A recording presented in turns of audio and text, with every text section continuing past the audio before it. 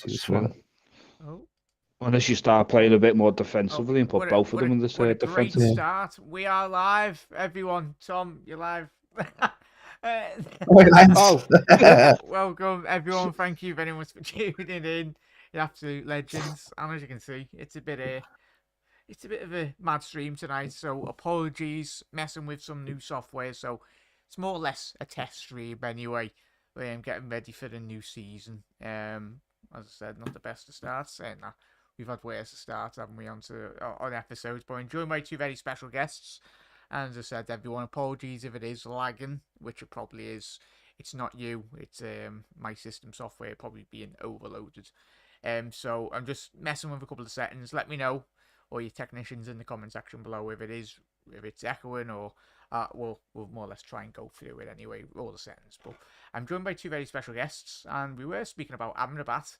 Yeah. But Spider, how are you doing, mate? Hello. Thank you very much. I'm good, man. Yourself? Yeah, not too bad. I'm good. Happy out. I'm surviving a bit of man flu, but at least it's man flu this time. You know, I was fairly down and out there for a period of time with that long COVID shite. But no, I'm back. I'm better, and it's old-fashioned man flu, which I feel I can get over now because I'm all grown up. Yeah, well, good, mate. And as I said, everyone's just a chilled, relaxed stream. Just going to be speaking about Messi. It's only going to be probably 25, 35-minute video anyway. If it goes longer, it goes longer anyway. But I really do appreciate the gents. And obviously, if you are watching on the repeat or on live, do get your comments in the comment section below as well, most importantly. And joined by Tom. How you doing, mate? How are we, lad? yeah, not too bad, mate. Long time, mate, since I've been on one of these videos. I think the last time I was on was the derby when I was outside the pub watching it. Oh yeah, don't remind me of that derby. Is that the draw? Was it the draw? Yeah, that was the draw, yeah, lads. Yeah. But thank you very much for tuning in, mate. As I said, and You're how have you welcome. been? How have you been keeping? Now the season's finished for me. Now I'm just relaxing for 6 months. So happy holidays for me. Yeah, obviously, if you're not aware, new viewers, Tom does live in Greece, which is alright for some, innit, Tom? But as I said, gents, and everyone watching live, we'll be talking about obviously the Argentina-France game tomorrow, a massive game for both countries, really. In reality, Leo Messi, can he finally get his hands on the World Cup? He's already been to one World Cup, narrowly missed out, and we all remember that game. But still a little discussion about that, and obviously I'll ask the lads, and most importantly ask the chat as well. Where does Messi rank in terms of your footballing top five? It's just a little bit of fun anyway, everyone. So don't get too down in terms of no one disagreeing or agreeing, because everyone, it's a beautiful thing about football, and it's by that everyone, it's very subjective. A lot of people do like certain aspects of different games and different philosophies, different styles as well. But you're looking forward to that, mate. Have you even got your top five, or Top five of what? Sorry. top five greatest ever players? Oh yeah, I've always had the same favorite kind of thing. Sorry, that cut out there for a second, but that's all right. It's the top five for me. It's well. Do I have to go? Can I add in modern? Save that for later. I was going to say, because okay. I've said, will Messi in the title, and as I said, just will Okay. Messi become the greatest if he is to win? More or less ties it into the pre-match talk anyway. But would he become the greatest for you if? Yeah, but if you're talking in terms of. Okay, so we know how many games they've played. You can go back to the past and you can talk about your Pele as being the greatest, and they were, and your Maradona as being the greatest, and they were, but they didn't play anywhere near the amount of games that the likes of Messi and Ronaldo have played. They haven't scored anywhere near the amount of goals that Messi and Ronaldo have scored. You can go to your original Ronaldo. These guys haven't played anywhere near the games that these two lads have played either. So this is why you have to consider them both the greatest. There's also a shout out that if Messi hadn't moved leagues, would he have done it in multiple? That he never did it in multiple leagues. I don't say yes to that. What would you say, Tom? Sorry, this one.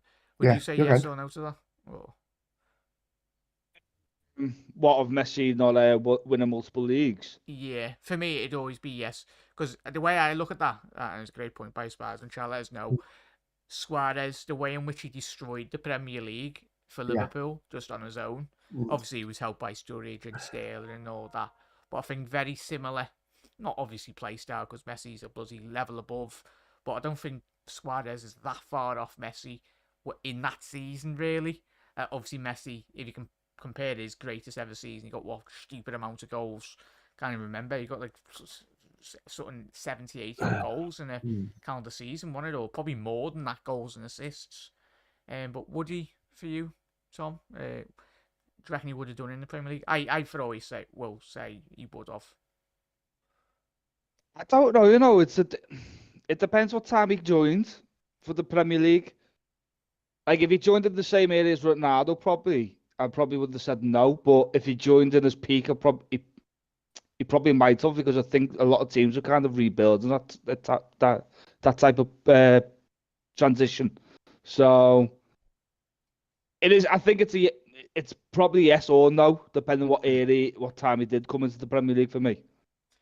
Yeah, I'll carry on there, Spider-Man. And your Fudge, once you get my name right, mate, if you can, Yeah. yeah, you can join.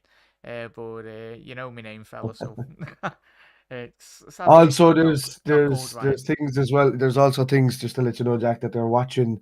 If this video is not made for kids, and it's a video that goes out for over 18s, you can't have people younger than that age on these videos. So if it is the little kid that I'm thinking about, he wouldn't even be able to join if you tried. It's all been changed now. So they're watching out for that kind of stuff. No, but getting back to the point that Tom was making, about about Messi being the GOAT and about you know, I don't think any player worth his salt. There's only a handful of players that could score a multiple goal. He won't do what he did in La Liga. Like he won't come in and score 60 goals in a season like he did in La Liga. But could he reach the 40 mark? He could, similar to Suarez, similar to Salah. I don't think Ronaldo ever reached the 40 mark, did he? In the No, Premier no, League. no. Maybe Van Nistelrooy got close there, didn't he? It's probably Um, would you say a lot of factors in well, Charles? No, it comes yeah, down to the team in which he was involved as well. yeah, That great Barcelona team, probably one of the greatest ever, well, the greatest ever squad I've ever yeah. bear witness to. Obviously, the great Liverpool sides in the 70s and 80s, and obviously great Ajax sides in the 60s and 70s as well. So it's contrasting that as well. If he was to come to Premier League, Spider, Yeah, that time, it's it's even. Oh, sorry, bud. oh Sorry. sorry. But also pitch size, Jack. We play Mm, with a lot smaller pitches in England. mm, You know, there's only a handful of pitches that actually are as wide as you see them in Spain, and they allow for much open games in Spain as well, which is why you see him doing a lot more. But it's still no doubt saying what he's done individually as a player on the pitch for Barcelona, and the same for Ronaldo. But if Messi wins this World Cup, he'll be down as the greatest greatest of all time, and there's no competition with that. Ronaldo will be slightly underneath him, along with the original Ronaldo, probably underneath that. But for me, like Ronaldinho is one of my all-time favorites. But anyway, sorry, dude. It's hard to see because we can't see each other, guys, in the way we're doing it now. So we can't see each other, so I can't tell if Jack is finished talking unless I look at the YouTube video. So it's kind of hard for me to see. So I don't mean to cut off. no worries. All good, though. No, all good. Yeah. But Okay. we're going to the next, obviously, part of the episode as well, everyone.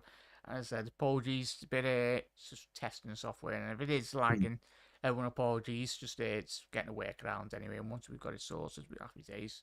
But Tom, excited for the game tomorrow? As I said, if it's anything like the last fixture in which we did have, obviously, a win for France 4-3 against Argentina 4 years ago. That was probably, if not one of the best games in that World Cup. For me, I'm hoping we do get that. But what are your expectations going into this game?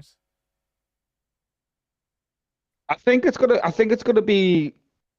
I think everyone's gonna hype it up again to 4 years ago, and I don't think it's gonna be that way. I think they're both gonna. I think they're gonna suss each other out. I think one side's gonna try and stop Mbappe as much as they can. The other one's gonna try and stop Messi, trying to control the game for Argentina. So it's gonna be hammer and tongue basically. See who does the proper job of like stopping the main source of the attack. And to be fair, as much as everyone's saying they want Messi to see it. I don't want to see Messi win it. I still want Mbappe to for a young kid to win it for once, to see him win it plenty more times. Yeah, no, it's quite remarkable, mate, isn't it? As Tom said, alluded to there, Spider, he'll be, well, he's 23 now, I think, Mbappe. If he was to Mm. get his second World Cup, you do wonder, could he possibly win it 3, 4 times if he is to win it? Obviously, the great Pele, and obviously we'll be speaking about our top 5 as well Mm. later, chat. But it's going to be interesting to see to an extent of the levels, and this is probably what post Kylian Mbappe anyway. At the end of the time he does retire, it's going to be Mm. remarkable because I'm going to quickly get up a stat in a little second, but his statistics and output in terms of goals and obviously games played as well at the age compared to Messi at the age of 23. He's getting better goals, better assists, better appearances as well, which it's going to be interesting Mm. considering we all look at Michael Owen. He won a Ballon d'Or at a very young age, especially if Mbappe was to somehow in the next couple of years lose that yard of pace or lose that's a massive attribute to his game. But uh, thoughts going into this game, mate, and how good do you think Mbappe can be on not just on tonight to tomorrow's game really, but in terms of his career? Yeah, like I'm always the type of person not to just judge people on their talent as well. I like to judge people on their candor and how they hold themselves in regards as well. And there's just there's a cockiness, and then there's a sheer blatant cockiness. That part I don't like about him. I never have. It's just gotten worse over the last couple of years, and then you just kind of tend to say, "Well, I don't really want him to do well because he's acting like this. He's doing that the same way." Similar stuff happened to Neymar, and Mbappe has to learn to not follow in Neymar's footsteps in that kind of way, because you're going into Kanye West territory. You're going into this kind of territory where you just become a bubble of yourself, and the rest of the world just drifts away from you, where you don't realize what's going on, and you need to stay humble and stay within the world of what you're doing. As regards to his football, there's no doubt in his talent. He's one of the best. He's the most expensive player in the world at the moment. If you were to buy him, over Neymar, over any of these lads, he's got a ridiculous talent. He can win games on his own. You can see why the lads just try to get the ball to him straight away, every game, every chance that they get. And you can see why he does pull out the goods when he needs to, but he just needs to have.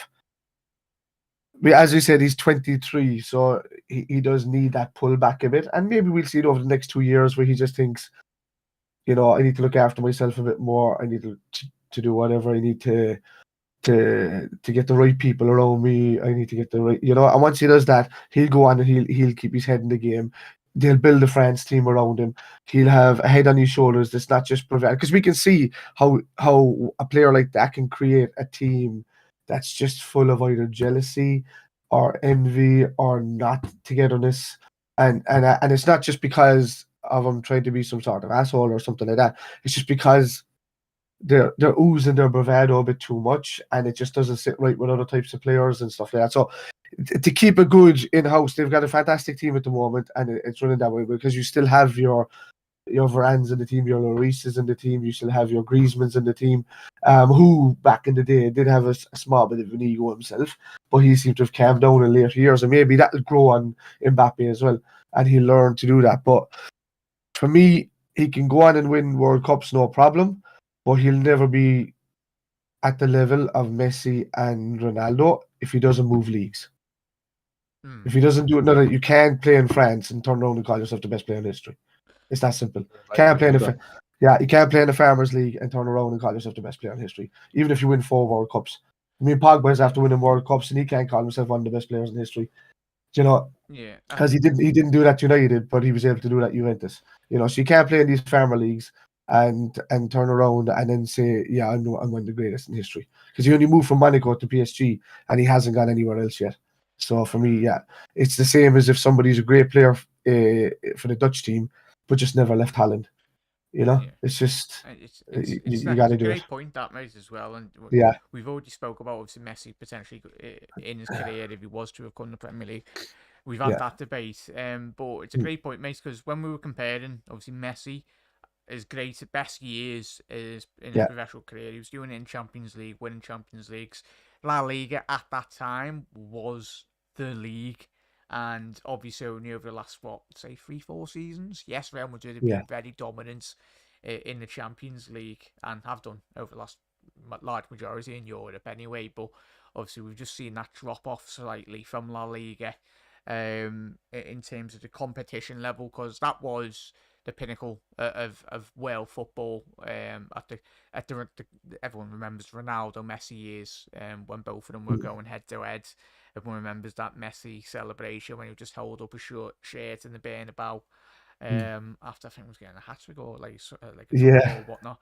It's an iconic picture that will be remembered for the next 100, 200, 300 years in football as well. And most importantly, get to everyone's comments as well. Big up Alan. Really hope he wins it, Jack. Best player I've ever seen since Maradona, and as well. And we will be speaking about obviously the greatest. It's very subjective in terms of different age ranges as well. I'm only 27. Obviously, I'm the spinning chicken on the podcast tonight. But whether you're watching or if you've been blessed to watch, obviously the early years, I think all of us are very. We don't really appreciate you when you're like, unless someone's got an amazing memory at the age of 5 or 6. I can't quite remember every single bloody footballing moment, but I think the latter you get older in terms of supporting football or your favourite football team, you do remember the latter years, and you become a lot more fonder, in all honesty, in reality. Big up there, Connor, as well. Connor was meant to have joined us this evening, so but no worries at all, Con. Hope you're well. We all know the real ghost is Divock Origi, as I said. Yes, go ahead, Div. And if you haven't seen it today, Chess, obviously we did play AC Milan, and great to see yet again on social media. People are losing the marbles in reality in terms of going too overpraised, too underpraised as well. It's like pre-season. Wait until, give it a couple more days when we're playing City in the League Cup, and it'll be the end of the world if Liverpool lose a game in the League Cup anyway. And we'll be like, we're back into reality now. As I said, but welcome to everyone if you are new around here. I want to keep up to date on all things Liverpool, and obviously we've got a lot more Premier League content to come on the channel as well. I'm looking forward to that. There's going to be extra shows on every Saturday and Sunday night as well. Once we do start in the Premier League, I'll get that on my schedule on Monday. Once we've got all the correct fixtures, it's more or less going to be a watch along, to say the least. Anyway, so just more content for you. Hope you enjoy it. I enjoy it. Because have you lads had the opportunity to watch any of me watch alongs in the World Cup, mate, boys? Or Yeah. I've been watching as much as I possibly can. So I'd leave it on in the background, even if I have to look and tend to the kids. there we go. And Legend. I'll send you that tenner over later. Yeah, I've watched them all. So I just All- finished. as much as I can pop in, I can. And next minute I'll hear is, "Wow, Dad," and then gone. I'm changing a nappy somewhere, and then back 10 minutes later. That's just it's just the joys of it. Yeah. But yeah, no worries, boys. I appreciate it as well. Appreciate everyone's, and as I said, apologies if it is lagging, which I think it will be my end anyway. It's not the lads, it's my ancient PC. It's just a Mac issue. I was just looking it up in the background there. Oh, It's yeah, just no there's a couple of fixes. I have it on the OBS website there, so we'll be able to fix it for the next one. Oh, all good, mate. All good. And get Robin's comments. Big up Luke as well. Luke enjoyed the time with the family, mate. As I said, getting Luke on very soon. And I said, I've literally been doing my watch-alongs. I haven't done. This is the first group one. Have we done when was the last time we done a group episode, Chas? Or you used to have to remind me. It's probably been 2 weeks ago. Oh no, I done the show. No, Yeah, it was. Connors. Yeah, the Wales game, wasn't it? Me and Connor. Yeah. We done that Wales one, so that was ages ago anyway. Mm. So Connor still hasn't recovered, have you, Con? If you're still watching. After that game. But there we go. I'm going to so many greats at the end of this World Cup. There's going to be so many. Yeah, it's the thing, Mark, innit? It's where it would be, and I think all of us, don't know, lads, did you have Messi? Was the footballing purist in you? And try let us know, was it coming into this tournament. I said personally when I was doing our predictions on the channel with everyone in chat, I said the football purist in me would love to see Messi win the World Cup. I think it would be his 1000th game in his professional career. It's more or less the stars have aligned, but as we've seen when Gonzalo Higuain 4 years ago was up front, couldn't even bloody finish his dinner. In all honesty, missed about 3 opportunities. Tom? Did you go into this tournament? Who did you want to win firstly, and would you have loved to see Argentina win it? Well, obviously, we wanted England to win it. I thought we Well, we were going to get there, but you know, it is what it is. of course you did. But if to be honest, I think I didn't want Argentina to be where they are. I thought they got lucky to where they've been. I don't think they've played tremendous football. I think Holland kind of bottled that last bit, and they were kind of lucky to get where they were in the penalty shootout. You know, Martin, you know, always.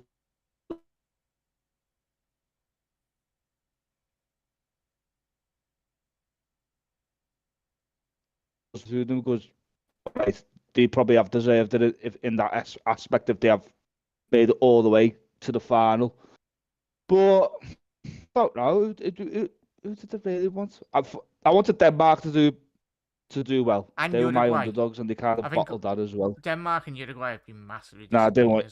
I didn't want Uruguay to do it. What do you mean? Why not? Because of Darwin. I knew Uruguay. I just no, not because of that. I just think because looking at the team and how they even in the Copa America they weren't great. And I think coming into the big major tournaments, especially hanging on to these old players like Suarez and Cavani and Godin, they haven't got time to freshen up. I expected them to pull something out the bag in a World Cup. You know, you can't rely on that, mate. But you know, I think to be fair, Germany would disappoint as well. I thought Germany would have done a bit better.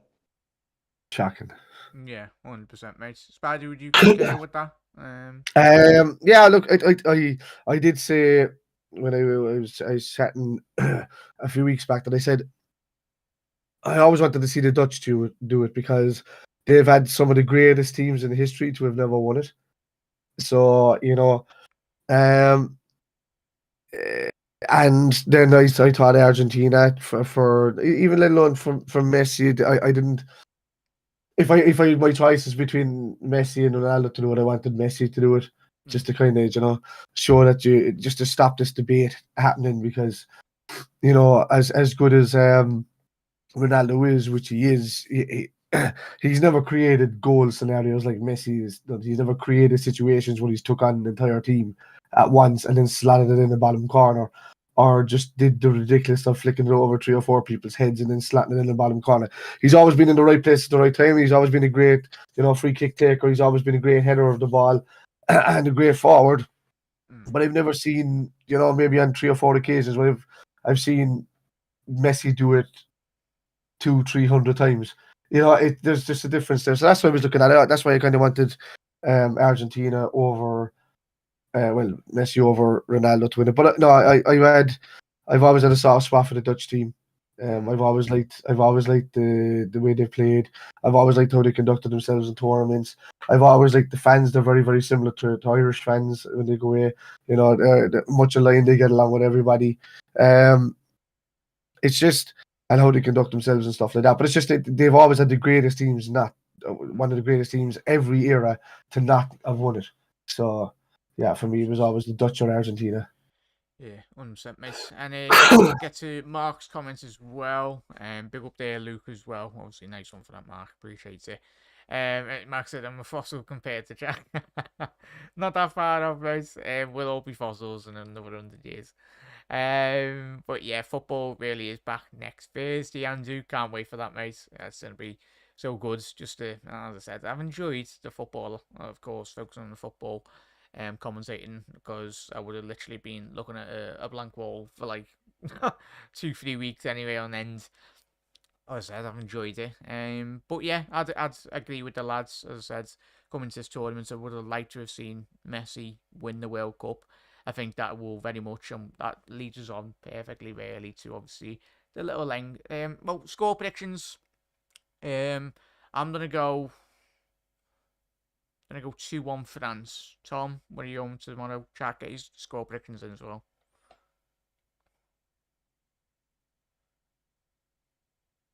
Gotta go 3-1 France. Sparta. I'm going to be the opposite, lads. I'm going to say there's going to be a bit of mayhem. I think there's going to be a couple of yellows, maybe a red. Argentinians are a feisty team. French don't like being bullied about, so they tend to come out of their shape a bit when they do it. And if, depending on Varane and Kanate being out, they could be a little bit of trouble. I'm going to say 3-2 to Argentina because I think maybe a penalty for Messi again and Alvarez to step up a couple of times might do it. So I think it might be a 3-2 or it might go to penalties. Would you feel as well, lads, in chat, let me know, looking at that Argentina game against Croatia, it was... I've seen them a lot this tournament, seen a lot of teams this tournament. If that game was to go 2-0, I'd say I could more see the Argentinians seeing out a result, if you get me. It's got that type of Diego Simeone style football, as you said there, lads. They'll kick you, they'll push you, get a yellow or a red if needs be. Oh, do you space spider on that? As I said, I can completely see. I was tempted to go 2-1 Argentina, but I think on the counter attack for both teams tomorrow, it's going to be very interesting. Yeah, I think that you got the Mbappe factor with France on that counter attack. It's also going to come down to who can keep the discipline the best because let's call a spade a spade. The Argentinians are one team that can easily wind up another team. Easily, they can get them to do stupid things on a pitch. So I don't know if Kanate is back yet. I don't know if the lads are back after that virus. I don't know if it was a flu that they had, like the rest of us, or was it an actual full-on virus. But it's all dependent on that. Really, it's just like they're both teams are going to be watching Mbappe and Messi. So it's going to be up to the rest of the team really to step up and do what they have to do. There's a mistake in Hugo Lloris. Whereas Martinez has been great in the tournament, but there's also a mistake in him. So there's goalkeepers that are there that can be brilliant on their days, but also equally is klutzy. Yeah. So this is why I'm saying that it could go to 3-2 because I think the occasion can get where if it does come in where there's like yellow cards and somebody has to step off and they're early yellow cards. It all depends on the way the referee handles this game because the referee can let this game go and it can turn into a brilliant game. Or he can put his nail in the coffin in it at the start and start giving out cards left, right, and centre. Then it becomes a cautious, boring affair that might boil over near the end of the game, and then they start kicking each other and people get sent off. And then this is where the goals come from, and results come from, a mayhem in the last 15 minutes, which will also be entertaining, but not as good for the full spectacle. So let the referee just let it flow, and only pull games up for severe tackles or really yellow card worthy tackles, or just get on with it. Don't be pulling it for everybody to see him on camera. Just don't do a Mike Dean on it. I'd prefer if he just did, just let the game get on and let him just be a ghost in the background. And this game will be a fantastic game. Well, the English referee lads, I don't know if you've seen it today, and big up Eamons as well. Hope you're well, mate. And I said, apologies, not everyone's got the bloody notifications tonight. Bloody typical YouTube, but I think that's because I'm just slightly off schedule today, so apologies about that. Yeah. So I think you literally can't have a day off on YouTube. You literally have to stream every single day. So apologies, everyone's trying to bloody sorting out the graphics for all the season, literally. Standing on your head half the time. But big up Eamons, hope you had a good day, mate. And we'll just go quickly recapping. So Eamons, if you can, get your score predictions in for tomorrow, and then we'll got a little closing segment really in terms of who everyone's favourite top 5 of all time, or whether Messi, if he can win the World Cup tomorrow, will he be classed in large sections as the greatest ever to play? Spoiler alert, for me, I think he will, but as I said, not grew up in an era of Pele's or your Maradonas, so but listen to Spy, listen to my dad as well. Listen to people talking about it, even Dave as well. He's a massive fan of Maradona. Just the things he could do with the ball at his feet. it's very, very reminiscent in terms of when people in the modern era speak about Messi. I don't know if he was better or slightly worse or whatnot, but that's one for the debate. That'll probably go for the next 100, 200 years. But as I said, I went to one Spider. Quick recap on yours. You went Argentina, didn't you, mate? I went 3-2 Argentina, Yeah. or penalties. Tom, you went 3-1 France, didn't you? Yeah, but we all know it's probably going to end up going to penalties, like Spider said, I reckon. Yeah, I'll tell you what. But chat, as Eamon said there, Argentina on pens for me tomorrow. As I said, another 3 hour long live stream. There we go, gents and ladies. Can't wait for that. It should be good. Long as the game isn't spoilt by the bloody ref as well. And Yeah. if you didn't see You know who the referee is for tomorrow? chat, you'll No. probably know. I'll have a quick look anyway. I'll have a quick look on my phone. But if you know, chat, let us know in the comment section. I'll have a look there. But yeah, it's going to be interesting. It's going to be. I know, as I was saying before, that the British refs or the English refs have very much been banned. I think I've seen an article today saying that they were banned or they're not allowed to officiate in the final, which is no surprise there. But we're going to the concluding. It's Szymon Marciniak of Poland. If It's the that's Polish referee. if that's the Is that the one that done Argentina's last game? I Where don't he should have sent know. Messi off. To officiate the final, so that the judgment is if it's the qualified. French ref that was refereeing the France game, he was very good. The last France game, I think he let the game flow quite a lot. Yeah, he did France, Denmark, as well as Argentina, Australia in the last 16, having experience refereeing both teams in it. So he's refereed both teams in the tournament at the same time. So no, it's the Polish team that's after getting it for that because they said that he was the most consistent ref. Oh, sounds okay. Yeah, I think I remember that. I was doing a watch along for that Argentina Australia game as well. It was very fair. I think that was the 2-1 game. Argentina just won, didn't they? Yeah. So, because obviously France did have Australia in their group, didn't they? They were winning 1-0, weren't they? The Australians. Small world. Which was a mad one. But gents, fine, as I said, I'll start. There's a lot of factors, and we've very much already touched on it. So if you are jumping into the show tonight a bit late, and we'll be talking about certain points, but your top 5, chat, if you could pick it, and it's a big massive if Messi is to win the World Cup tomorrow, or even Mbappe. I know he's only 23, but we've already spoke about me, Spider, and Tom already for everyone tuning in. He's got. If Mbappe is to win his second World Cup at the age of 23, he's probably got 2 more World Cups. Yeah, he'll easily have 2 or possibly 3 World Cups left in him, depends on how he looks after his body. But I'll start with you, Tom. Top 5. It's a lot more easy than your top 3 because I think that would be really difficult. But for you personally, who would you go for your top 5? And you can't include Tony Hibbert. Yeah. Tony Hibbert's number 1, lad. Personally, the way I see it is like I personally pick the top 5 of what I've seen in my lifetime. I don't go for the Pelés, the Maradona, and the Cruyffs because I've never seen them live before. But if I was gonna go, bloody hell. It's the thing, you know, it comes into play as well, Tom, and chat as well. It's how everyone interprets watching a football game anyway. Like for me, for the enjoyment factor, I think I've got Ronaldinho in my top 5 just because I loved watching him. I'd spend all the IT lessons watching videos of him when I was in year 10 or 11. I think I've got it now. I think number 5 would be Cristiano Ronaldo.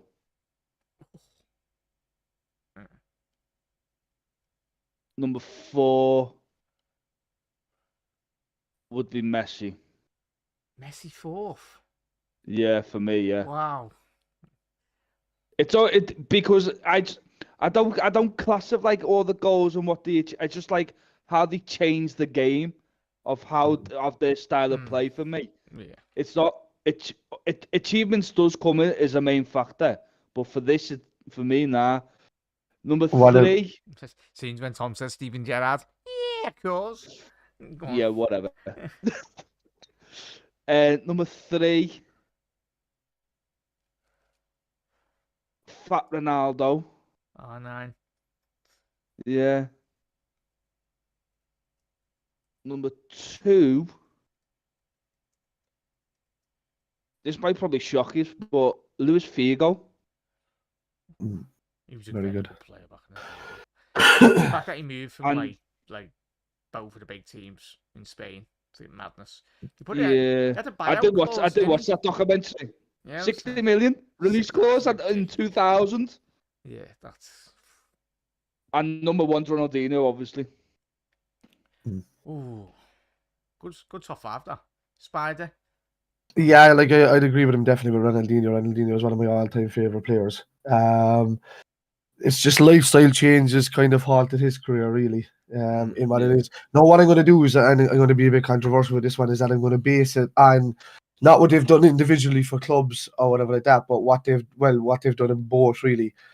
And if I'm going to class the best player in the world based around the World Cup, I have to class people that have won the World Cup.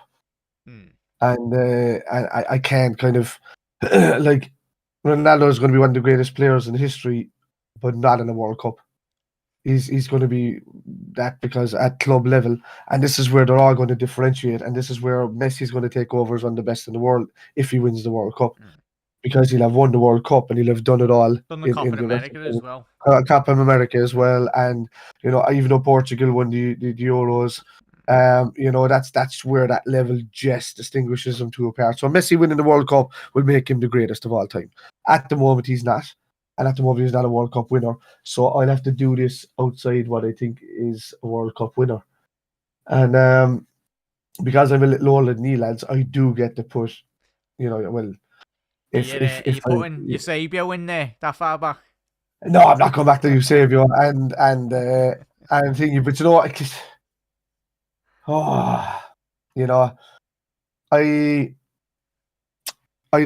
I got top 5, how do I do this? It's the thing, though. Like it's yeah. Like you could do it defenders, midfielders, and attackers. Yeah.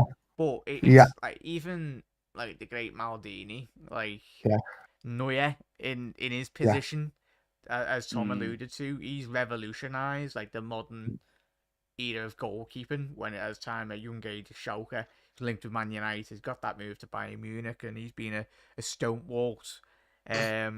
I think he's a shout, or even like for me to be in like the top 5, which probably will surprise quite a lot of people. But I think how important he's been. But I don't know. I'm just going to go all across the board. If I stick with just World Cup, it's just not going to be as balanced and fair.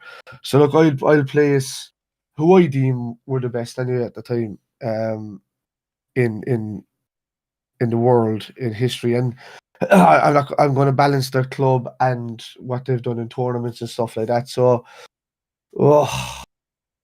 if I go number 5, I would actually. Oh my god.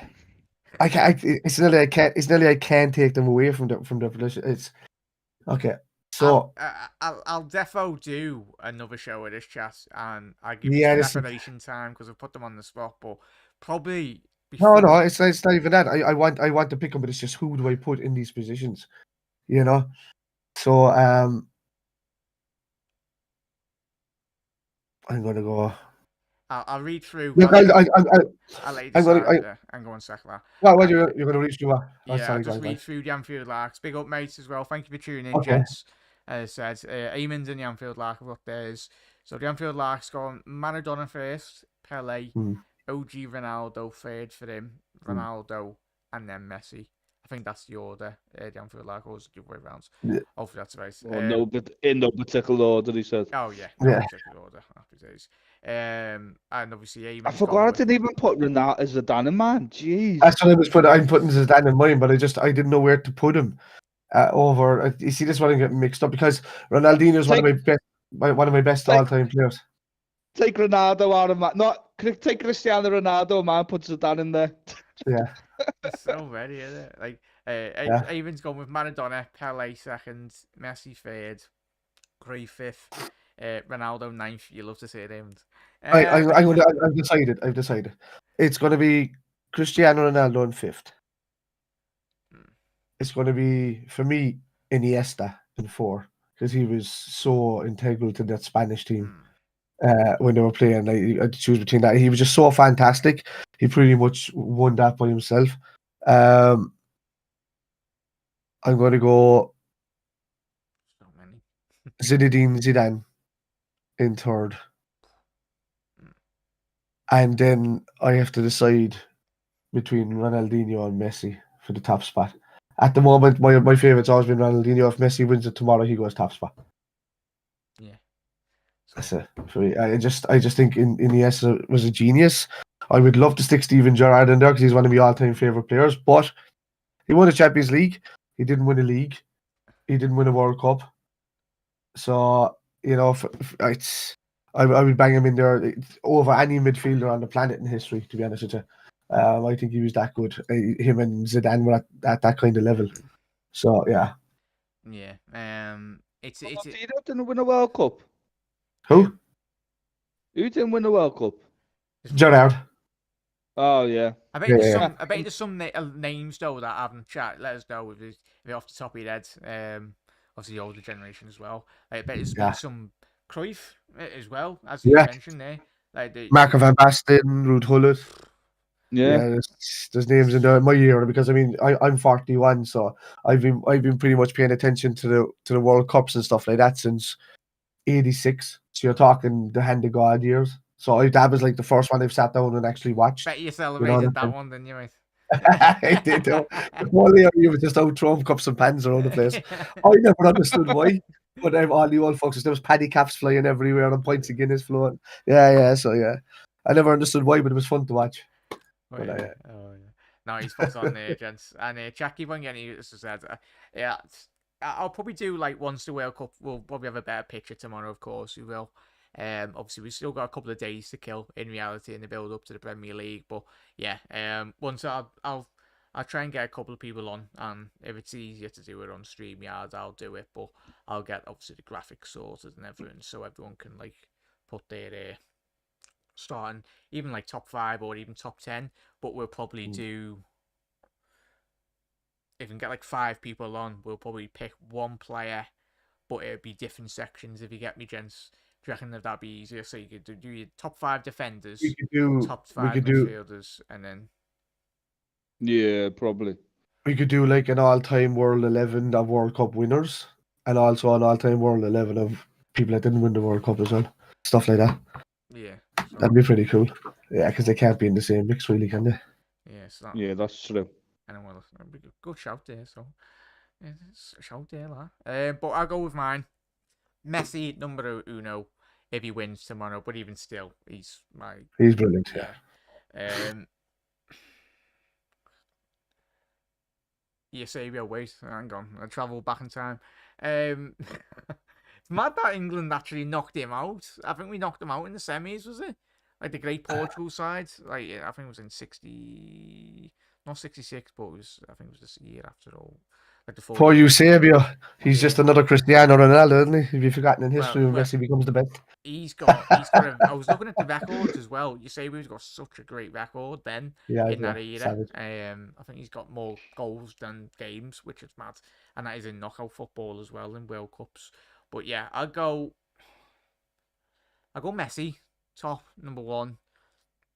I want to say Kaka as well, just from a sheer enjoyment level as a kid watching Kaka. Like, but he won the World Cup as well, didn't he? Or did he? I think. Yeah, with Brazil. Yeah. 2000. Brazil didn't win it in 23 years, wasn't it? Yeah, something It's mad. 23 years. Was it? Yeah. It's 23 years. Was he in the 2000? He wasn't in the 2002 squad. Oh no. I don't think so. Maybe he was a kid in it. Oh I no, don't I'm know. thinking of 2006 in that final or like that year. Yeah, I'm thinking too far ahead. Mm. But I love watching Kaká. It'd be definitely be in top 10. But yeah, have to go. It's hard because I love watch Pirlo as well. That's what I was thinking. I was Yeah, saying, can I stick Pirlo in there? um, yeah. So I'd have to go Messi, Ronaldinho second, Cristiano Ronaldo third. You can see by my age. With this voting. Zidane. Even Luka Modric, man. Mm. Luka Modric, like when he retires in the next couple of years, I think everyone will appreciate his quality. And that's a question. Luka Modric ahead of Iniesta and Xavi? For me, he is. For you boys, is he? Well, if you ask me a question about a midfielder to play in the Premier League, then I'll have to turn around and then I'll start hitting the nail on the head. When you talk, because there's always this debate, and for some reason the Manchester United fans always try and get involved in it because they didn't praise Paul Scholes when he was in their team until he retired, and then they realised we have no great midfielder in history to talk about, so let's big up Paul Scholes and bring him into the same Exactly. conversation as Gerrard and Lampard, right? So then he unretired came in, he was getting replaced. They were bringing in your man, what's your man's name? Ramon, what was his name? Varane. Yeah, they were bringing in Varane to replace him. They were trying to bring over Steven Gerrard twice to replace him and all of that. He never won Player of the Year for their own team, and he never got into the Team of the Year in the Premier League. He was never voted in for the Ballon d'Or, and and all of that. So I never understood that. So for me, Modric and De Bruyne trump Scholes in the all-time top five of I think I goes Gerrard, Lampard, De Bruyne, which De Bruyne will I think creep up that list as his career goes because he's won too much. So he'll go ahead of Lampard obviously. Whether he gets to the level of Gerrard with the goals and all that, if he does, he'll trump Gerrard, and then that's just the way it is. But he didn't. I also go by the teams that he's played in. So Gerrard played the team that had no money but still had a great heart. Let's call it that way, and was praised the world over, did get voted into Ballon d'Or multiple times compared to his peers. So you have to look at it that way. It was also called the best midfielder in the world by his peers, including Zidane and all the rest of them. So that's why I always am at the top, and not because I'm a Liverpool fan, because what he did on the pitch. But then, you have Modric in there as well, and I rate him over the likes of Scholes and all of that, and you have to give him the praise for that just because he was playing the Mad how he's Spurs. got better the Yeah, older he's got. I yeah, think you'd probably say similar yeah, with Pirlo as well, even to that extent. Like yeah, it's unbelievable. and I think with Unbelievable. Pirlo, you could put Pirlo in any team and he still produce fucking well. He was like Yeah, slotting balls left, right, and centre. He wouldn't even have to move. He was just like, yeah, you want the ball ping and it's in the goal. It's gone directly to them. But yeah, I agree. I agree with you on that. I think Modric. And I think if De Bruyne wins the Champions League, I think he'll probably be one of the all times up there as well. and But that until he wins the Champions League, I don't think he'll be in the question of an all time. yeah, yeah. and that It's the goes goals into debate, boys, as well, as we said tonight in chat as well. You have mentioned players that have been very much let down at an international stage, and we could probably do a review of probably the most disappointing things to come off this World Cup in terms of players wise, because that Belgium team, like, it's what happens. No respect when you get Roberto Martinez in charge of some of the best talented Belgian players in their generation to get the best out of them. Really, I think we've seen Kevin De Bruyne on his own single-handedly most of the last couple of seasons. Obviously, he's blessed with a lot of talented players. Well, plenty of world-class players around him, but even still, similar with Gerrard, as you mentioned there, boys, I think De Bruyne, he's got that quality even if it needs be. And I think it was when he got to the semi-final, like when was it a couple of years ago in the World Cup, or they got close anyway in the knockout Belgium. Yeah, But yeah, it's another debate. There's so many debates, we could probably rattle them off, but I think I've dodged this, haven't I? So I've got Messi first, Ronaldinho second, Cristiano Ronaldo third. As I said, telling me age. Sorry, everyone. Zidane, and then I go Pirlo, just because Yeah. I love watching Pirlo, and there's probably names that I've completely missed out that I'm like, oh bloody hell. But I'd say once Modric retires, I think everyone in world football will appreciate his qualities a lot more. Because even I rate Modric over any England player of the 100% did. I Yeah. think we all would. It's Hmm. there's so many shows to come off the back of this episode, everyone. So as I said, and apologies if we are lagging slightly. It's just it's an amazing contrast, Jack, between Modric and Bale going to Madrid around the same kind of time. It's just ridiculous. Like Modric just got better as he went along, and Bale just got worse. He came in there guns blazing, and then they just didn't like him from the start. But then they adored Modric because he just got on with his game. Never spoke when he did. He just did it in simple words, and then just got on with his game. He was never out there trying too hard or doing whatever. And it just goes to show you. Because I mean, how many words did you ever see Zidane speaking when he was after games or doing whatever? He would say a couple of things and he would move on. He was always like, "Thank you," or he would move on very quiet.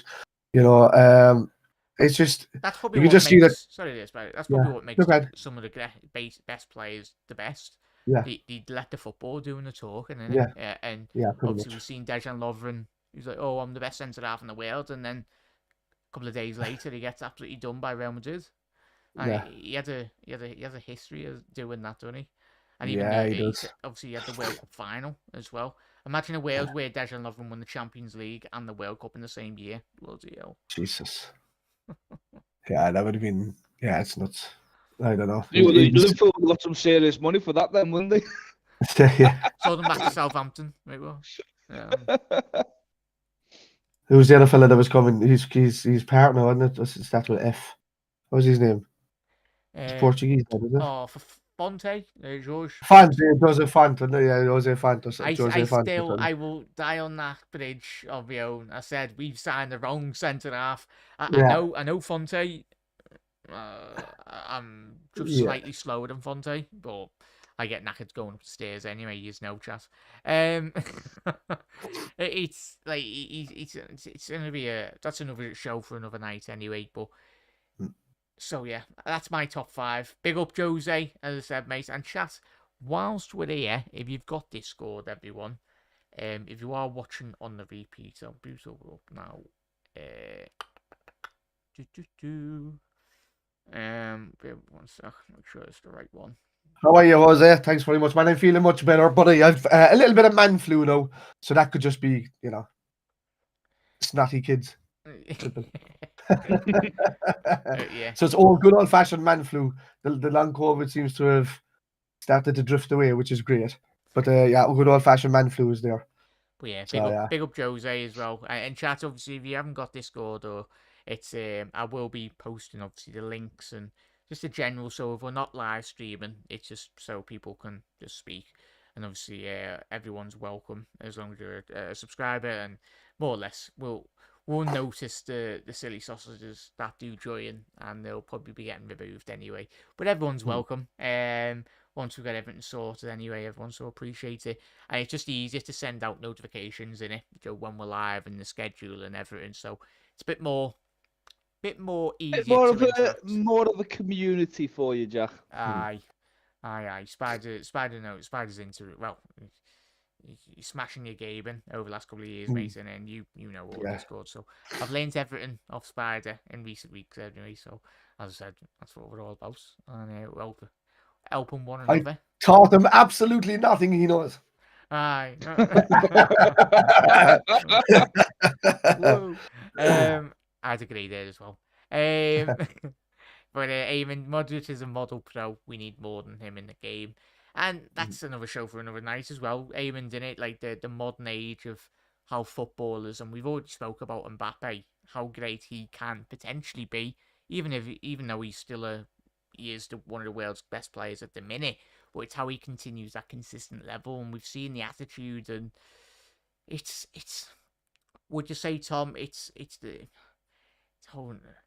modern day footballer now, especially when they're getting everything at their disposal. 900k a week, being the poster boy of the football clubs, getting percentages as well. It's.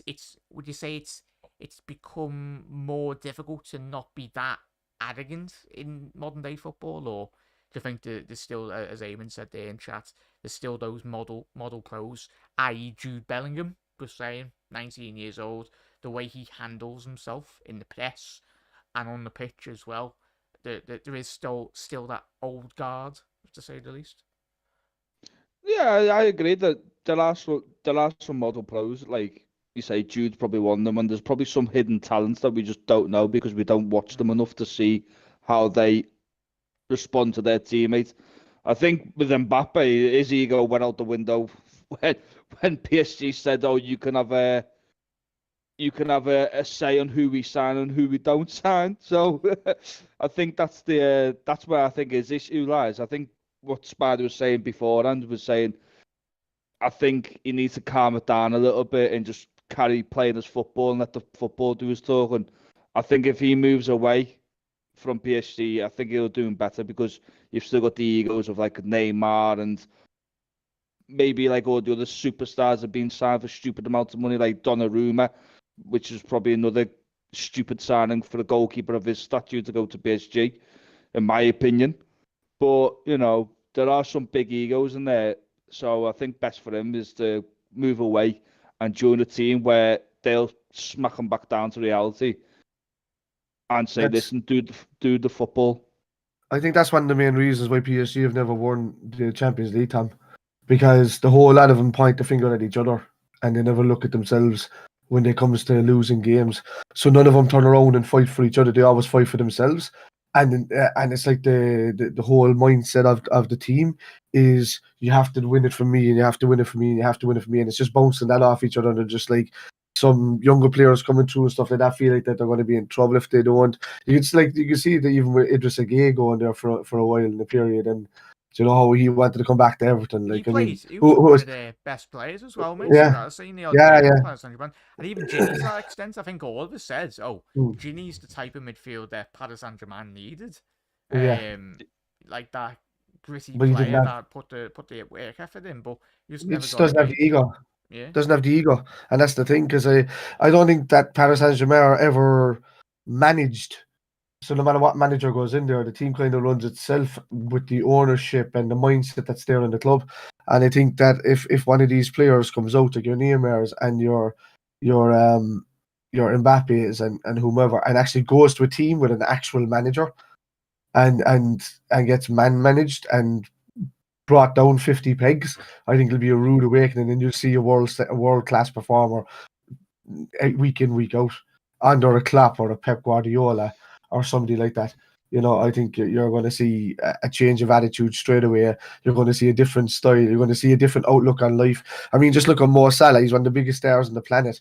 And the dude is going around knocking on doors still in the freezing cold, meeting fans. He met the blind lad that goes to the away home and away games the other day, and he went around the house and stayed there all afternoon. He was drinking chamomile tea, and working with Nivea. I know he has to do these as promos, but he can turn around as one of the biggest stars on the planet and say, no, I'd rather just kind of do the ones that are just shot in Melwood and not do that. But instead, he's walking around to the house is just the same as anybody else because he's humble, and that's the way he should be brought up, and that's the mindset that you see in Liverpool. That's the mindset that you see in Everton. That's the mindset that you see in most of these clubs that are old school clubs.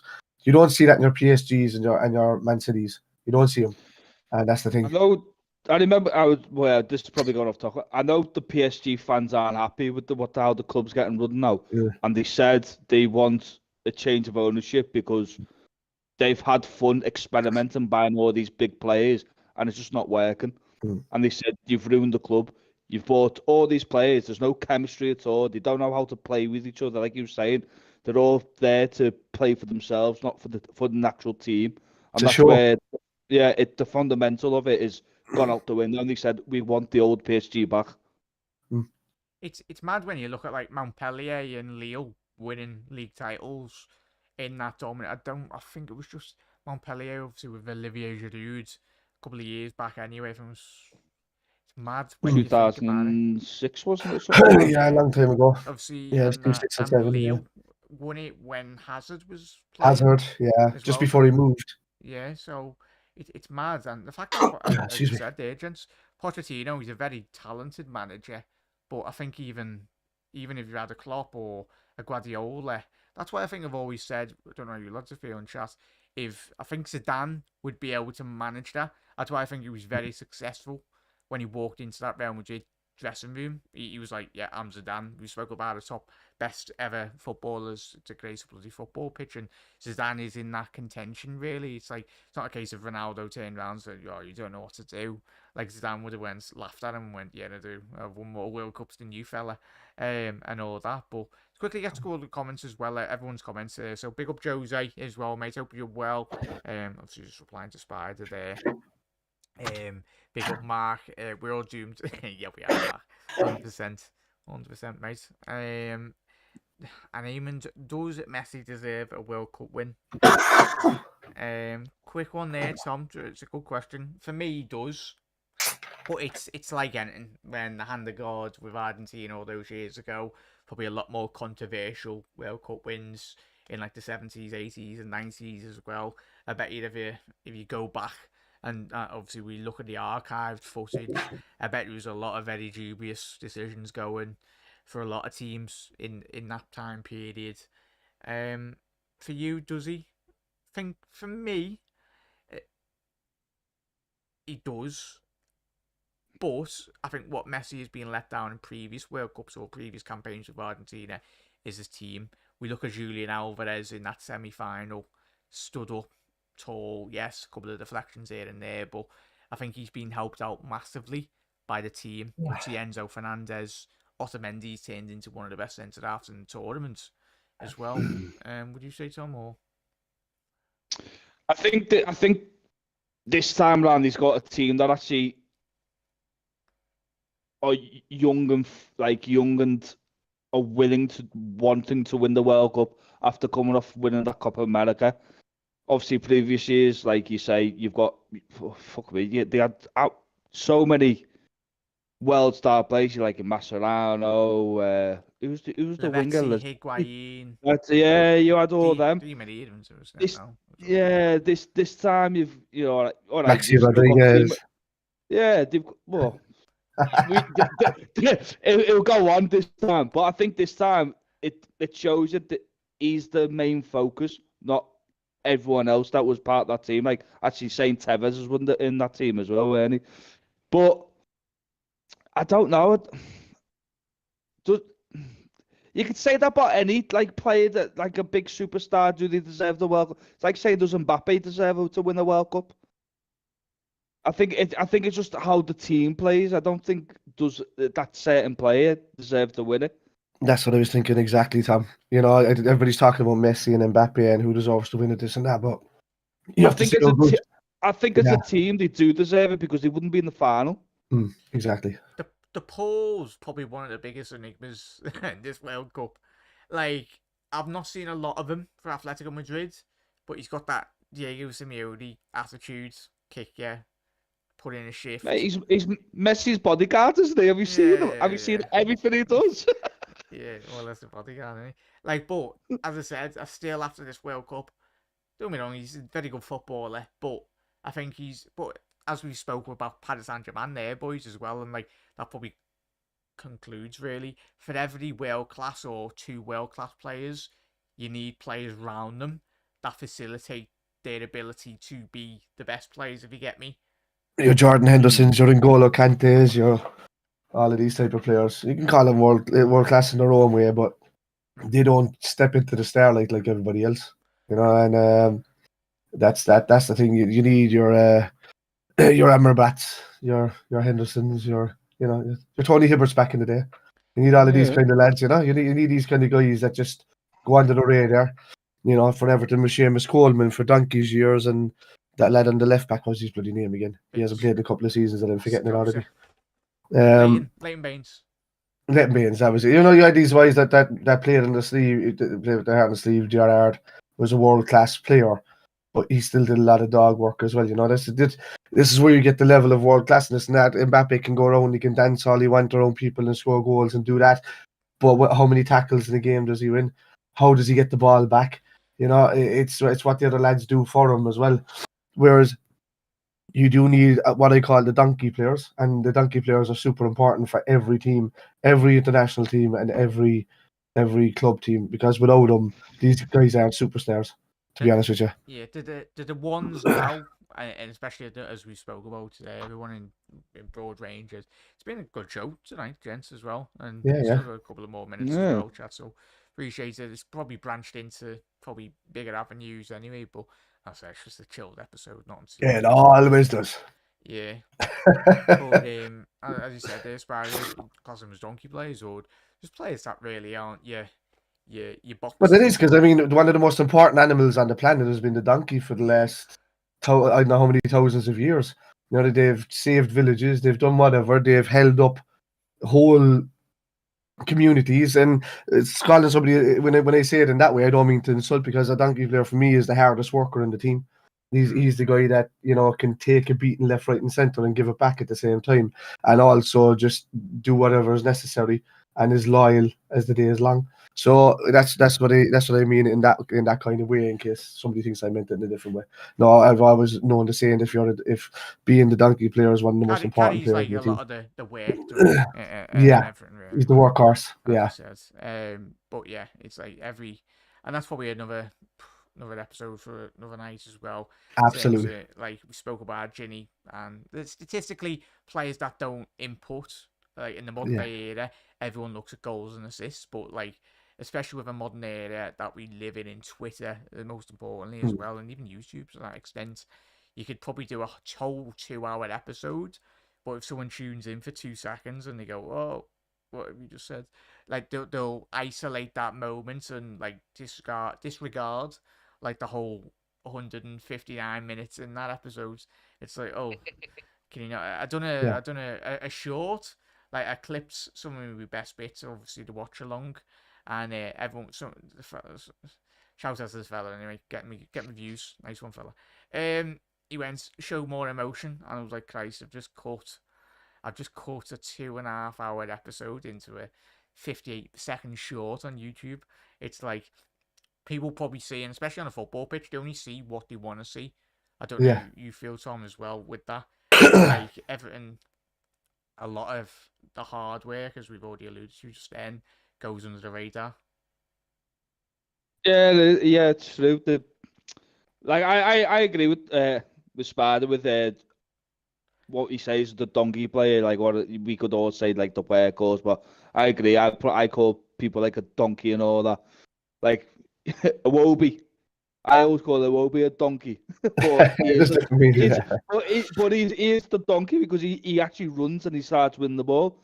And Mm. there are players that are underrated. Like, all right, Yeah. Coleman's probably lost his legs a little bit, but Mm. you know, yeah, Don't one get of like them, innit? yeah, players that don't get a lot of plaudits as well, Yeah. especially on social media. But Dirk Coat was one of them. yeah, Bobby Dirk Firmino is a Coates. type of one of them as well. You know, they're just very integral in the team. Yeah, and Milner when he had legs. Oh, Milner, yeah, Yeah, Milner when yeah. he had legs over the last, not the best part of the last 2 years, but Miller's the epitome of it. He's in the guy that's in his prime. he is he's what you put in the description if you're talking about a player of that ilk.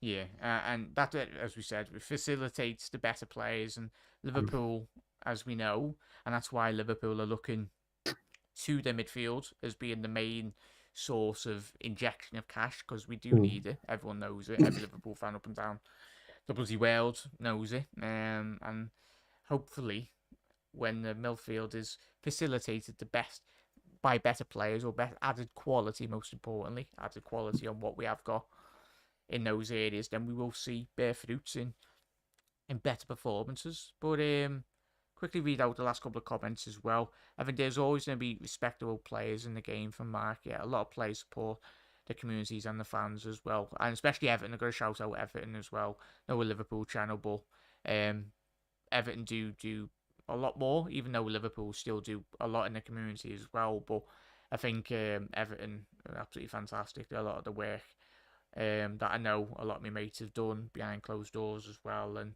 as I said, both Liverpool, but mainly Everton in terms of community work, do a lot more. And I think Liverpool as a football club could do a lot more, in all honesty, even though they do quite a lot anyway. But yeah, it does help. But yeah, it just shows how, and as we said, it comes across, especially even if you're doing social media content, Mark, as well as you said there, you do recognise like how the and that's probably what helps the modern day age as well. I think people, the way in which we consume content online, whether that be through YouTube, Twitter, TikTok, or whatnot, it just brings a bit more of a friendlier feeling.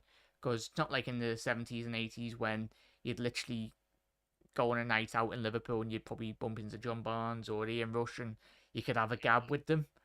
Now, that wouldn't be the case. Obviously, football's changed, but it's everyone's got a mobile. Everyone would be literally asking for a signature or photo. Or the players now, it's probably a lot less. Would you say, gents? They're a lot. Yeah. They're a lot more Yeah, I agree. isolated. Yeah. It's too intense these days. I don't blame them for turning around and telling people that they don't have time for it, to be honest with you, because if they start, they're going to be there for 2 hours with everybody legging it over to them. So I get it. You're lucky, if you do get them in a place. If they're out having a meal, let them have a meal. Let them enjoy themselves. If they're having a pint or whatever like that and they feel like it and you're passing them by, that's great. They're probably going to be in a VIP area anyway. Some of them will lean over and just get a photograph with everybody. That kind of way. But if they're just doing their shopping or they're out and they're doing their own thing, just kind of leave them alone. That's what I would say. But I'm old school like that, and you're right. Like we used to go over to John Aldridge's and Ronnie Whelan's pub when they had it before, and the lads would come in at the end of the night and have a few drinks with us, and we'd all be sitting there and chatting away at home, and Jason McAteer would pop in for a pint, or these lads would pop in for a pint, and there'd be nobody around because nobody had. You're talking like this was middle 2000s, and mobile phones weren't really that big then.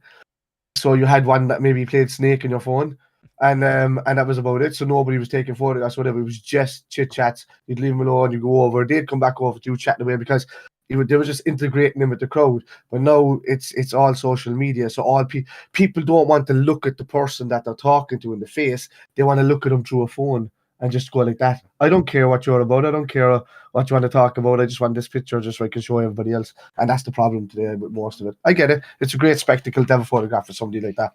But it's also, I came from a time then, and I sound like an old man now saying that, where you could go in and sit down and have an appointment with the lads and there'd be no issues. They just get up and get on with it. And, I met him. And that was it. Yeah, we had great crack. And if somebody said, prove it, you'd probably have the phone number because in those days, that's how easy it was because there wasn't so much social media going on, and you could just be open as a footballer.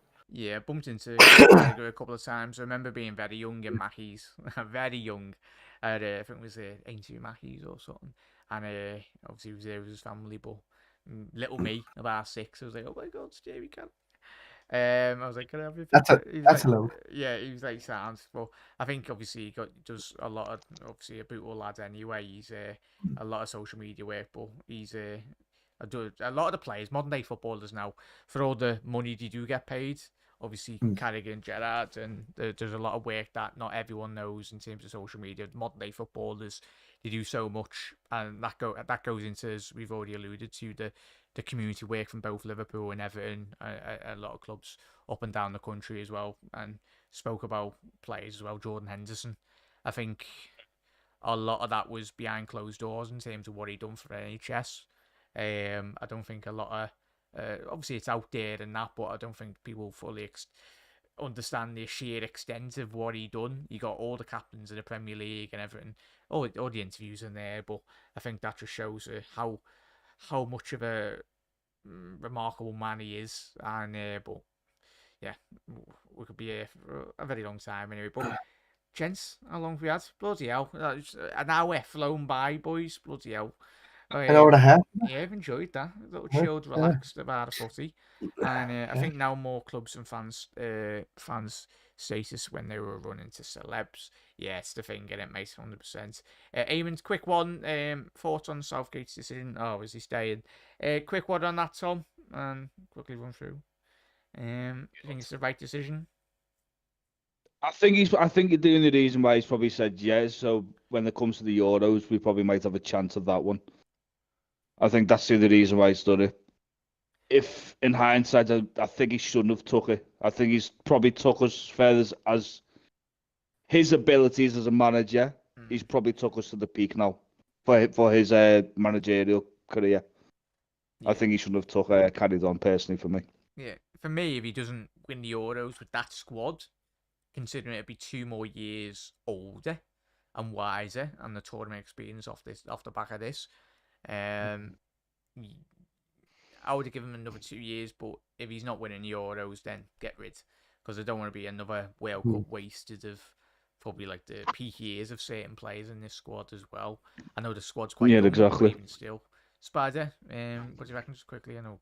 Talks about England, like, but I could go as big as Chandler Bing could go with this and just say I don't care. But like, there we go. Yeah, that was it. but I don't know at the same time. Look, Just say you want him it's in okay. charge for England, so they never win again. Nah, you know, it's just yeah, soak it in. But no, but like for me, England have a great squad. Some of the players are still a bit young to think that they're going to win the World Cup right now.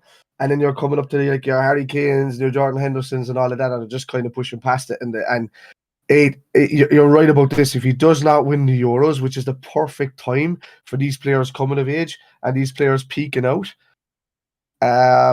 you know, they're coming to the end of their peak really, in their 30s and whatnot.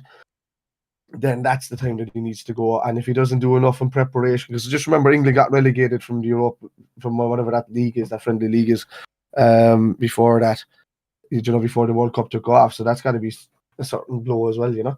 I don't know. Look, there's a lot of fresh talent coming through. I think they rely too much. Look, it's not got to do with me with Jack Grealish. I think Declan Rice is a fantastic talent. I don't know what Jack Grealish brings to most teams these days, to be honest with you. He used to be a different style of player. I remember even before he decided he was Irish and then he decided he was English, even before then, when he was then at Aston Villa, and he was bombing wings and turning people inside and out. And I was like, hang on a minute there, you got a good fucking left winger here now coming through the team, and he's able to take people on and turn. And for some reason, he got a few injuries, went away, came back with Shaqiri legs, and just started falling over players all the time now. And it's just a lot of sidestepping up and back. And I don't see the talent is gone for me from that aspect of taking people on, you know. Like I was just turning around, I was just saying, Jesus, you know, we've got Aidan McGeady coming in now instead of who's just, you know, he's just pretty much a shit. Jack Grealish is what I was saying at the time, because he's going to be good coming through for the Irish team. All of a sudden, he started picking up a lot of injuries, came back with Shaqiri legs, and was just falling over everybody.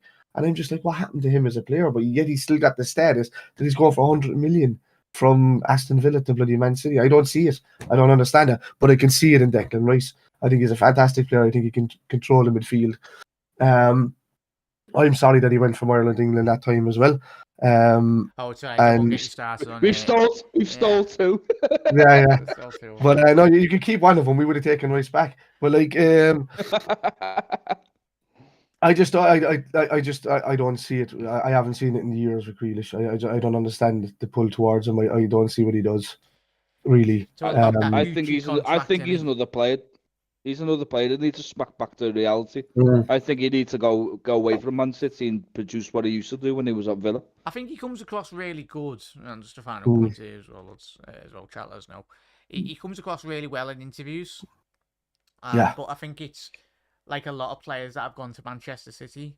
And the thing is, give it another 2-3 years, he might come away with his career at City with 5 league titles or something. Could do. But yeah, but I think, as I said, I think you lads have mentioned that. But did he really though? Was it really him that won those titles? You know, that's the kind of thing I look at. You can be a passenger. You can be a passenger, or you can be a winner. And he'll be a passenger if he comes away with 5 league titles at City. It reminds me of like what's his name, Scott Sinclair, when he moved to City. Mm-hmm. There was no point of him moving there because he wasn't going to play. And it's the same with Grealish. He plays every so often when Guardiola thinks he's suitable to play.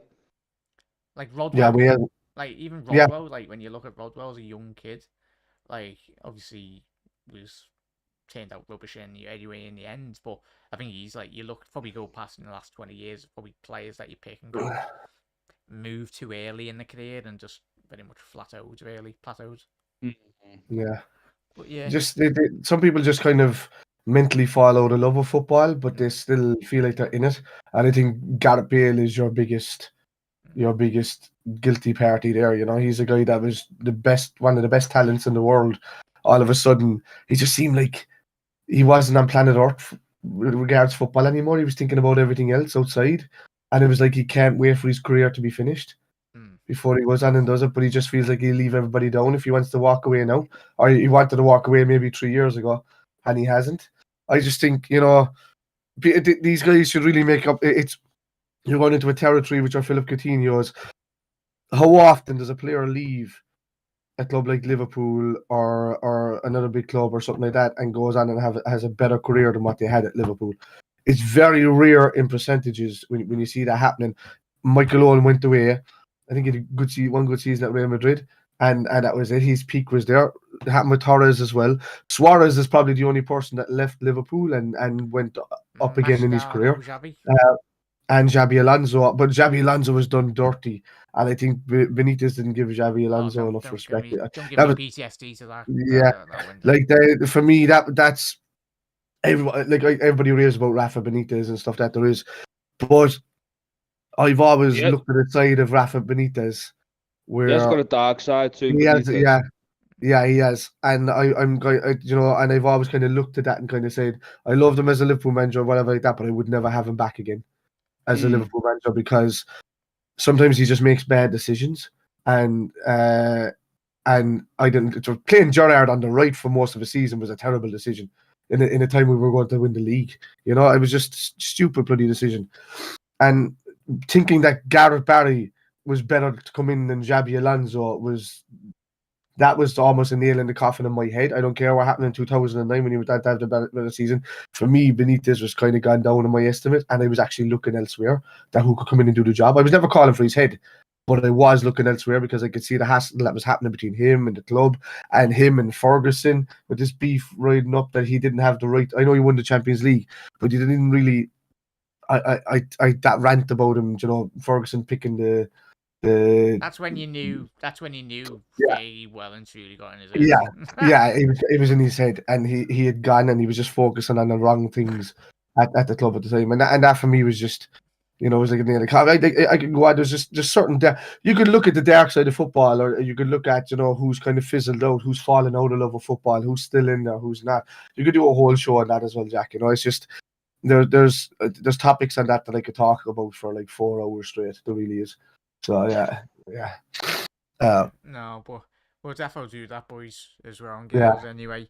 But as Eamon's getting everyone's closing thoughts.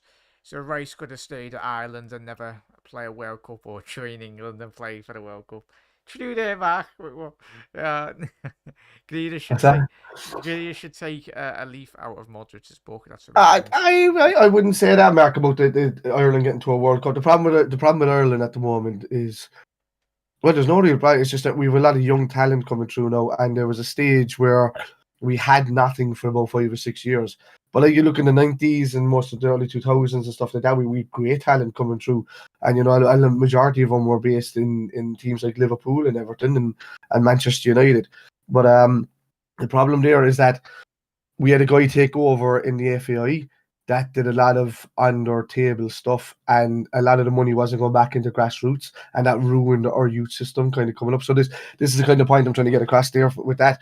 For me, the team in Northern Ireland and Ireland should be both scrapped and put together, just like it is in the rugby. There's no point in having two different teams for two such small states. It just doesn't make any sense. You could just have a team called Ireland and put it in that way. Doesn't matter if they're not in the same sovereignty, because neither is half the anybody from the Ulster team in the Irish rugby. So that this shouldn't make a difference when it comes to sport. So and there's so many shows as well. There, Spider, like the grassroots.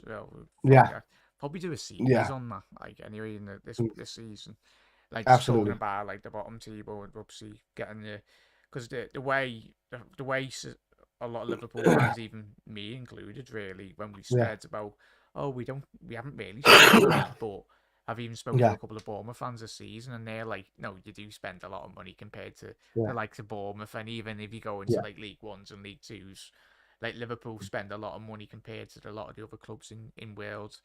Bottom tiers, really, but they do. And this is even another topic, and that was the was that Super League. Mm. Like nobody wanted the Super League. The And only I'll sorry, be to I don't partner, oh yeah, go on, sorry. Yeah, have we seen, and the fact that everyone's just, and that I will do a show on that before the season starts. yeah, The fact that everyone's been so complicit, like is it the new World Cup format or like the new like yeah, club? It's basically the Club World Cup but done by FIFA, or yeah, like that's gonna add. It's basically a World Cup format but for clubs. Basically a yeah, Super League but Yeah, done I've by seen FIFA. that. Yeah. But everyone's just very complicit and like, oh yeah, well, Mm, there's been no outrage, which I'm very mm, surprised. A lot of these bigger organisations, we know the radio stations, we know the TV yeah, stations, and everything in England, like they should be having the same energy to yeah, what FIFA are doing than what the Super But League's on as well. For me, I yeah. think the reason why no one's kicking off about it is because there's got chances of other teams like a Bournemouth or someone else to actually get into that. All right, not maybe the Championship or like League One or League Two, but you've still got the smaller teams that could actually participate in that competition. That's probably why no one's kicked off about it That's yet. that's that's exactly the point that I was going to make there about that, Tom. You're hitting the nail on the head there. The only thing that I didn't like about the Super League was that elitist stuff that didn't allow smaller teams to get into it, and like it's an Americanism where they just have the teams in the top tier all the time, and then maybe a couple of more can get in there every so often. So that was the problem with the Super League. But what was brilliant about the Super League was that it pretty much quadrupled the money that grassroots football was going to get. So grassroots football gets something like 160 to 168 million or something like that pounds in England, and based around that, and the same with any other team that gets in that has Champions League based football teams. Whereas the Super League was going to bring it up to 482 million pounds into grassroots football and downwards, which means all the teams of all the leagues going down would have benefited. Like even like you're talking first division teams would have gotten in the millions, then it would have gone down to like the single millions in the next league and the thing. And then you're talking the hundreds and thousands in your fourth divisions and all of this kind of stuff. So they would have seen 4 times the amount of money. So like that was the good thing about the Super League in the way that they were developing it. If they just kept out that elitist bullshit where nobody could get relegated or brought back up, that would have definitely given UEFA a run for its money. Absolutely. yeah. Big up to Jan as well, mate. Thank you for tuning in, as I said. And great when YouTube actually hopefully pushed out notifications. But Jan, hope you had as I said, apologies. We are concluding very soon, mate. But we'll read out your comments as always. And thank you for Chad tuning picked in. the same score as me. Yeah, Jan's gone with 3-2 to Argentina. Messi, Mbappe, Pavard, Julian Alvarez, Brace. Mm. Just saying, big up there as I well. said the same thing. Yeah, Jan said Messi to finally lift the World Cup trophy. Mbappe gives it to Messi despite being the Blues Alès fan, but give Messi both teams with the talented youngsters on bench and hope Benzema. Obviously, Benzema is there was a massive kick-off today. Just to conclude, everyone, if you didn't see the news, obviously, I think he was invited by the I think it was president of France or whatever it was, hierarchy in France, French Federation or whatnot. And apparently, it turned it down in reality. So there's a massive, obviously, there's history with Benzema and the French national team, as we all know. But I got Morocco wrong. But yeah, no, Jan, as I said, I think a lot of people did get the predictions wrong. And the final positive, really, lads, as well, in it. Morocco, gutted that they couldn't finish third today, but they've captured our imaginations, and that goes to the point in which we've just been discussing the grassroots, the way in which certain organisations and certain countries as well, just everyone in general, really, how they filter through the money to the right people, if you get me. Because we have a little look at what the Morocco national side have done in terms of the facilities that they've created with that money that has been filtered through. And they've produced this young squad or a couple of experienced players as well, but they are very much benefiting as we've seen this tournament. What do you say, Sparta? Yeah. Like as you said there, Jack. The Moroccans have got the right idea when it comes to grassroots football, and I'll say straight out there, so is a lot of African teams. They're giving everybody a chance. Yeah, They're developing. They're sending them to the right clubs. They're sending them out to the right places, the right countries to learn their trade, and then bringing back good players to play football. But they're not sending them to a lot of these players are not playing in the top tier because they don't get looked at because of the routes that they take in their football career. And it's some get through the cracks, like your Sadio Mane's, like your Mo Salah's, and the likes of these, and some of them do make it to like the teams like Watford and places like that. But their grassroots football is where it's at. So no matter where they play for in the rest of the world, club wise, when they come back to their country, there's a certain way that they play. There's a certain mindset that they have, and there's a certain way that they conduct themselves. And I was delighted with this World Cup, even though like I didn't like the fact that where it was being played and all of that. But we can't deny of how good this World Cup was with how much the gap between lower teams and the Quality's top. improved. Yeah, Yeah. they've just come. It's just like the Premier League. The quality's kind of come up. I know there's been kind of a two-horse race between City and Liverpool the last few years, but everybody else kind of closed the gap on everybody else, and it's been kind of interesting in that kind of way. And it's happening the same now with the world teams and based around that. You still obviously have a few whipping boys and stuff in there, like your Qatars who don't play much football. England. Yeah, Costa Rica were a bit, all over the place. Australia gave a good account of themselves in the tournament. Yeah, you mentioned the Um, Germans as well being disappointing. Germans being Yeah. very poor.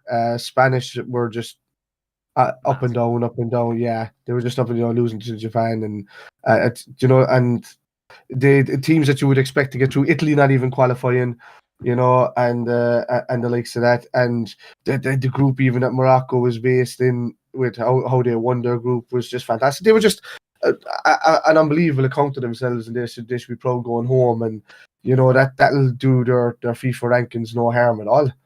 Coming into the tournament, and they're ones to watch for the next AFCON, I'd say as well. Yeah, Tom. Final point from you, mate, on Morocco, or even a team that obviously we'll probably do a recap on the World Cup this week, mate. But what's been impressive for you in terms of Spider Lucy, Morocco, or any other players that really have stood out? I think Morocco can do themselves justice about how well they played. They stuck to a plan and it worked. And you could say that about all the other like smaller nation teams like Japan beating Germany, also Yeah. and Spain.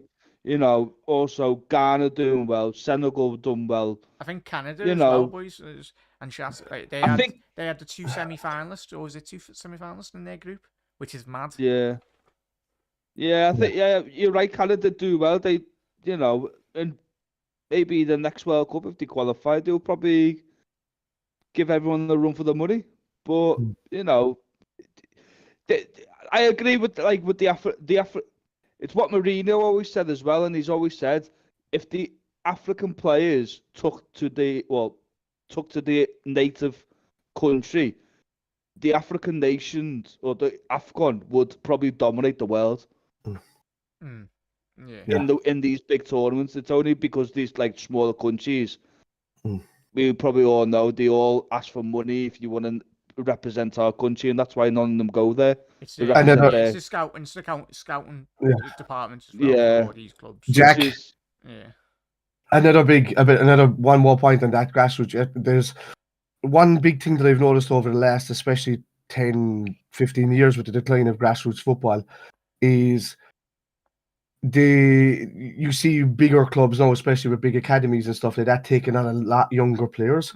So they're being taken out of the grassroots system and straight into clubs, and they're being manufactured as top tier players. And that's why you're not seeing a lot of money being invested back into grassroots, because these clubs are lapping up the best of talents when they're small and they're spotting them.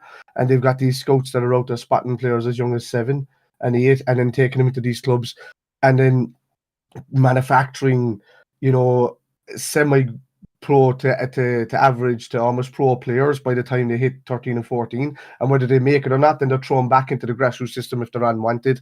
And then a lot of them just follow the love of football because they've been discarded so easily. There's a lot of stuff that's going on there that the big for me, I don't think any big club should have their hands on any kid over before the age of 14 for me. I'd say No, I'd even it's say 16, mate. as well. 16. Yeah, even that. I would like to go as late as possible as well. Yeah, to be honest with you, but I can agree on that sense, but Yeah. I know for a fact both Liverpool and Everton, they hold trials from the age of They from do. the age of 5 it is, and they just tell the parents and say, listen, this is the time, this day. Because one of my mates, his son, he's at Yeah. Everton now, but he was playing for Liverpool, but he said, I want to play for Everton because all my mates are playing for Everton.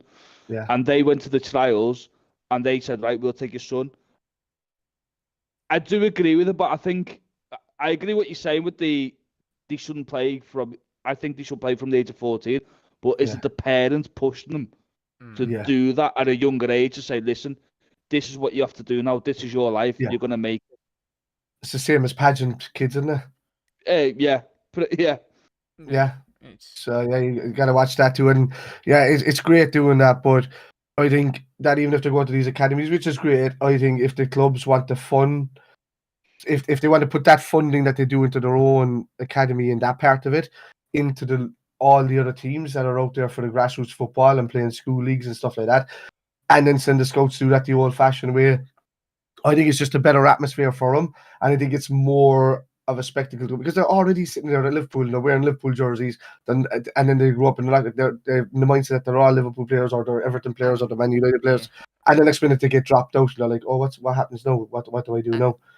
Yeah, and that's yeah, boys, and probably will do another show episode. yeah, Got about yeah. 30 show episodes, so apologies, everyone, if we're not doing I know, yeah. it. Lots of topics. Yeah, the safeguarding from a social aspect as well. These players just mentioned, obviously 16, 13-year-olds getting dropped by these big academies, and as you said, Bruce, like they've gone through the whole life, like 10, 13 years of like literally the percentage of the modern footballer now. You look at Liverpool's and Everton's academy. I think I remember doing like a little tour in the academy years ago when I was younger. Not on trial, but in terms of when you were just speaking about the academies, and everyone was like a small percentage, like 0.5 or probably less than that. Like he was like, yeah, there's 100 odd bloody kids in this like academy complex at the minute. Like literally, like one player out of those 100 will go through, and the modern day age now as well, especially when you've been. That's why you do notice a lot of players do take degrees, and it's the thing now. Clubs are they're getting the players to do like degrees and obviously qualifications and all that. Mm. I think you are seeing more of clubs kind of push them in that the right direction as well. Mm. But obviously, it would be intriguing to see obviously a documentary on that in terms of safeguarding from these big clubs, in terms of what they are doing now behind closed doors, and especially modern day age as well, boys. We mentioned it, social media. Sadly, we live in a world where absolute horrible people, similar in society as well. There is always those people, and sadly, like they're far too accessible. And we've already mentioned the players, more or less from the 60s and 70s, very much stopped going out for drinks now. With obviously because everyone's basically got a phone in front of you, as well. Mm. But yeah, that's a show for another night. But gents, Yeah. bloody hell, I'll have to. Bloody hell, touching on nearly 2 hours, gents. I've enjoyed this. Yes. Me too. But yeah, as Jan, Belgium, Spain, Denmark, Serbia underperformed 100% there, Jan. And chats, obviously, we will be live tomorrow for, of course, the big game. I'll probably do a post-match reaction with the lads if they're on and are available anyway. So stay tuned on the channel. We'll be live tomorrow at 2:45. Looking forward to that as well. And we'll do a post-match reaction show with Tom and obviously Spider if they're available. But Yeah. I'm free. a massive thank you to every single one. He's for tuning in, everyone. Shout out to Mark, obviously Jan, obviously Eamons as well, Mark, the Anfield Lark as well, Andrew, Luke, Connor as well, everyone that's tuned in. Really do appreciate it, everyone. As I said, if you get 2 players from the academy, the first team, you're doing well. 100% there, Eamons, and that very much is the case, mate. As I say, you look at it, before I go on a tangent, Carragher and Gerrard, and even before that, it was Fowler, other players, boys. Like, probably loads, Redknapp's and everything. Good. So, yeah. Yeah. I'll go list on and all that, but obviously McManaman. But before I get diverted, Tom, thank you very much for coming on, mate. I've enjoyed it. Always, thank you. Thank you. Yeah, I've always enjoyed it, mate. Glad to the World Cup nearly over, and then back to the Premier League, right? Then we can talk about Everton more often. Wait, what? Back to it's been a big respite, not just for Liverpool and Everton, but for a lot of clubs in the Premier League. As I said, I spoke to Spider. We've done a load of shows, mate. Me and you, haven't we? And Yeah, Liverpool needed this break, but it will be they did. interesting to see how we react. Hopefully, it's Yeah. a positive, but it could have the other opposite. I don't think I don't think it'll be all bells and whistles straight away, but I think we're going to be an animal in the second half of the season. I think as we build back up that fitness again, I think we're going to be in sort to watch. I think we're going to just cause a bit of a nightmare for Arsenal and City going forward, but we'll see. Yeah, but Spider, thank you very much for coming on, mate. Are you No live problem. tonight or? I'm live straight after this. I'm going to pop on. I was going to do a bit of PUBG, but I don't know if the lads are on. If your lads are on, I'll jump on with you for a while. But I was going to do because PUBG brought a new map out, so it's in the snow and there's snowstorms and stuff like that. It's pretty cool. So Yeah, I'll be on, mate. yeah. But yeah, so everyone head over to Spider LFC. So is it Spider Gaming or Spider LFC? Oh no, the gaming's on Irish Spider Guy on Yeah, Twitch. Irish Spider Guy on Twitch. Mark will link but gents, I really do appreciate it. Most importantly, everyone nice tuned in. As Mark said there, you love to see it, Mark. We've got to be nice to Tom. Tom sounds. But yeah, you are Evan. But yeah, big up there, Raymond as well, and gents and ladies as well, and anyone watching on the repeat. We've probably touched base on a lot of like 20 subjects, but Yeah, easily. yeah, that's it. That's the best streams really, just nattering really and talking about football. But big up there, chat everyone. As I said, have a lovely rest of your night. See you at 2:45. Massive thank you to Tom and Spider, and as I said, massive thank you to everyone tuning in as well. Everyone have a lovely rest of your night, and we'll see you at 1:45 tomorrow. To that, everyone.